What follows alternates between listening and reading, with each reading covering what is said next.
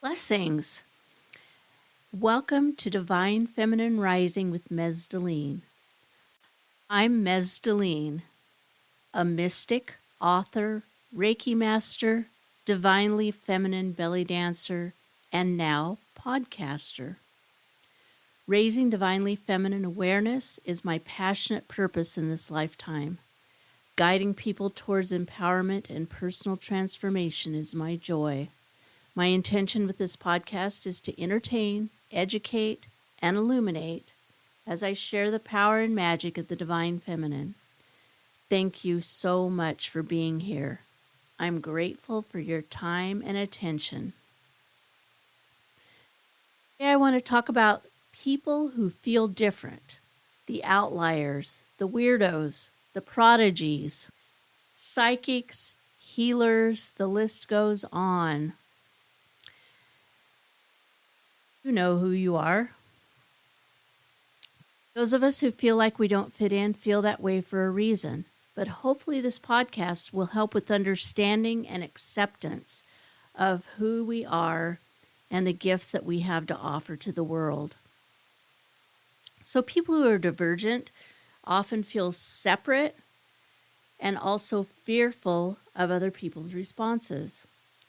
Some of this comes from this lifetime and some from past lifetimes. So in this lifetime, I have talked to so many people who have these feelings of being different or unusual or not normal. And what most of us have in common, I'm one of them, as you can probably tell, most of us, what we have in common is that we were made fun of. Perhaps our parents told us to be quiet, don't talk about those things. We learned to stay silent and to pretty much try and keep our weirdness to ourselves. So in reality, these people often have something really unique and valuable to offer the world. They might be natural channels of information from a higher source, and they might have a natural born healing touch. Just putting their hands on someone can take their pain away, take their headaches away, bring them relief. And yet these people are afraid to do these things because of the responses that they've gotten. And so there's different categories that have been developed that people might fit into. One of them is clairvoyant, and these are people who have the gift of prophecy. They might have prophetic dreams. They might have prophetic visions. They might be a psychic who can predict what's going to happen in the future. And then there's the clairaudience, and these people hear things that other people can't hear, such as the voices in their heads. And then there's the clairsentience.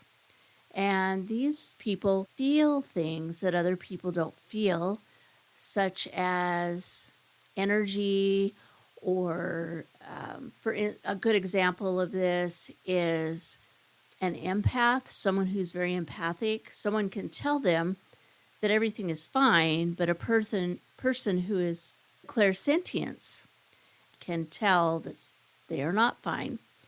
People like this can walk into a room, and even if people look and sound like everything is okay, they can feel the tension in the air. And so they know that there's something out of balance there. So for myself, I'm a mixture, and most people are. They have a little bit of everything in them. And I think we all are born with these natural abilities. Everybody is born with some degree of these natural abilities, but some people are shut down at an early age, and the ability might not be strong enough to power through that process of being told, be quiet. For me, I am mostly clairaudient and clairsentient, and so I'm a strong empath. I feel what other people are feeling, And I've had to work really hard on that and not absorbing other people's stuff to figure out, is this my pain I'm feeling, my emotional pain, or is it someone else's pain? Those kind of things. But as far as clairaudient, that is when people hear voices. And so people like that are sometimes thought to be crazy, mentally ill, whatever. And I have to say that if those voices are telling people to cause themselves or other people harm, that is not coming from a divine loving source. And so, yes, those people, I would consider them to be mentally ill and they need help, right? But people like me hear things from a divine source, and a story that I could tell about this for myself, to give it as an example, is that I was very ill for 2 years, and I at times couldn't even hold up my own head. I was very weak. My life force was just drained out of me. And I went to several doctors. I went to all the ologists. They started me with the cardiologist and the rheumatologist, the endocrinologist. Anyway, no one could find what was wrong with me. The cardiologist said, you have the heart of an 18-year-old athlete. At the time, I was 60. And he said, but you have no chi. Well, that impressed me, that a cardiologist used that word. But anyway, one day I was at a dance workshop and I was sitting because I didn't have the energy to take the class, but I wanted to watch the class and learn, through watching.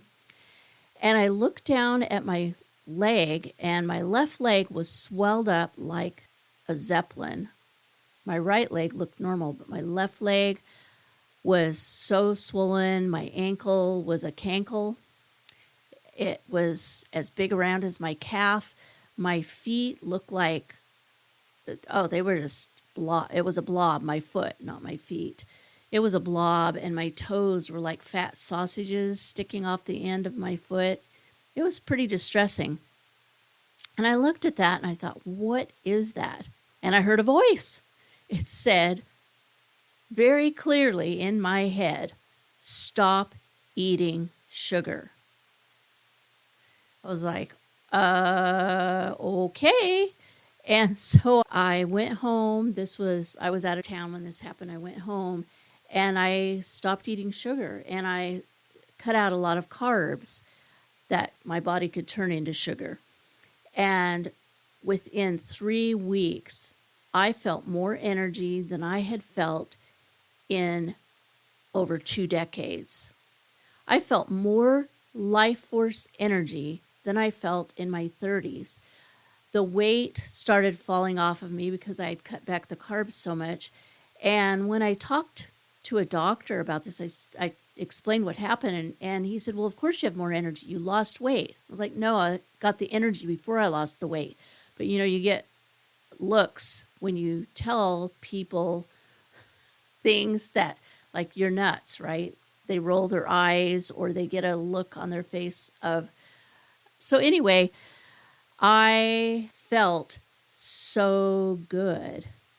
So this voice obviously came from a loving source, right? That had my highest good in check there. I've had other things like that happen in my lifetime where I heard a voice, stop the car now. As I'm driving down a road, a country road, stop the car now. I heard this voice. I stopped the car. And around the corner came this car going at a very high speed that missed me, swerved and missed me by about 1 inch. If I hadn't stopped the car, when I heard that voice, I would have been in a head-on collision. I don't think I'm the only one who has these things happen. I know I'm not the only one. And we can all choose whether or not to listen to these things. But those are just a couple of examples of hearing voices, right? So I see that as a gift. But most of us have been taught that these kind of things are not normal and perhaps even bad. And in childhood, we're shut down and shamed. And society has even conditioned us that these things are devilish, or satanic. So, of course, this instills fear, and we become afraid to listen to the voices, afraid of the visions that we see, and we automatically begin to shut those things down. So, in essence, we're afraid of expressing who we really are in the world, right? Being who we really are.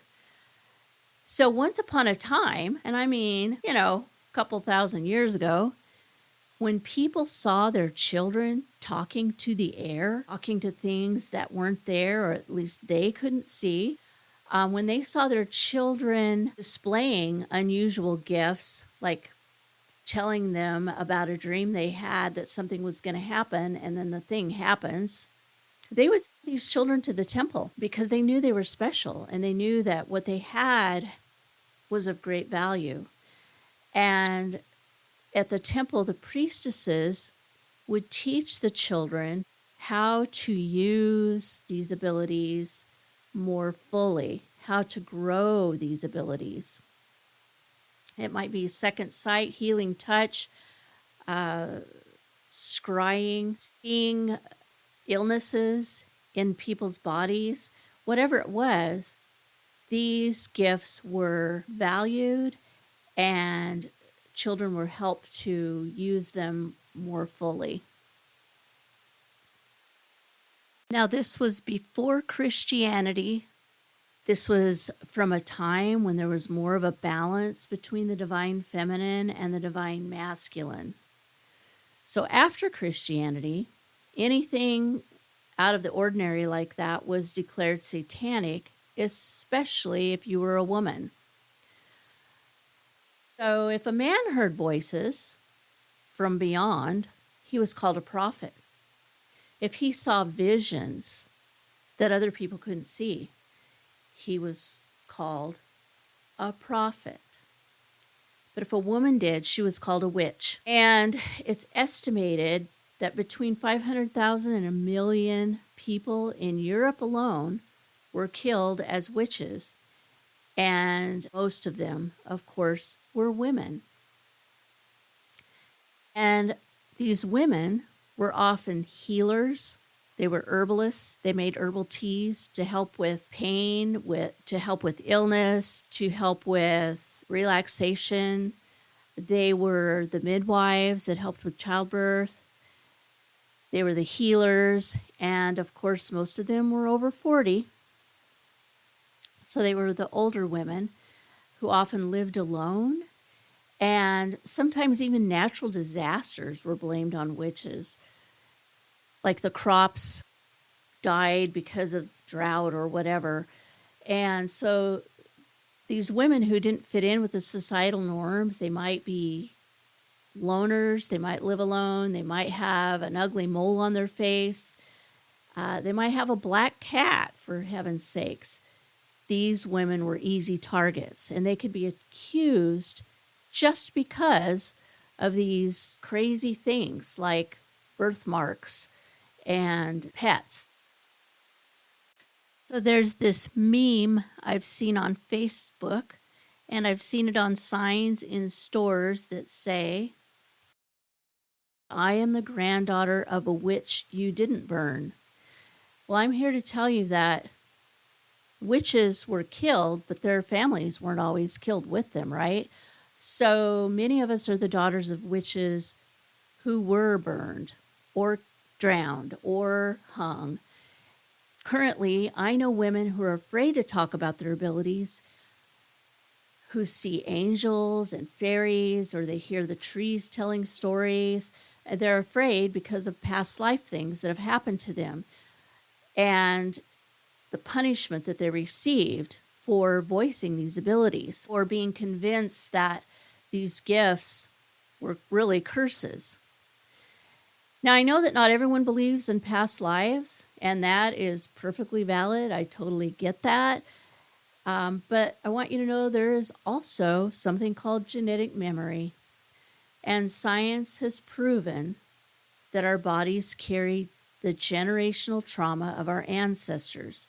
So whether it's your past life or the life of an ancestor who was killed as a witch or a healer, that fear is genetically instilled within your body. So when I was teaching at an elementary school a couple of years ago, they did an ACE training. It's called ACE, ACE, and it's Adverse Childhood Experiences. And during this training, I learned a ton of things. But the thing that really stood out was the thing called epigenetics. And this is the scientific study of ancestral trauma being carried within our bodies. And they told of a study with rats and how they blew the scent of cherry blossoms into the cage of rats and electrified their feet at the same time. Horrible, I know. Poor rats. They did this, I don't know, for about a week, I think. And then when those rats bred, when their babies grew up into adults, they would blow the scent of cherry blossoms into the cage. They wouldn't electrocute them. They would just blow the scent of the cherry blossom into the cage, and the rats would react. They'd get really super stressed out and jump around, right? And they did this generation after generation.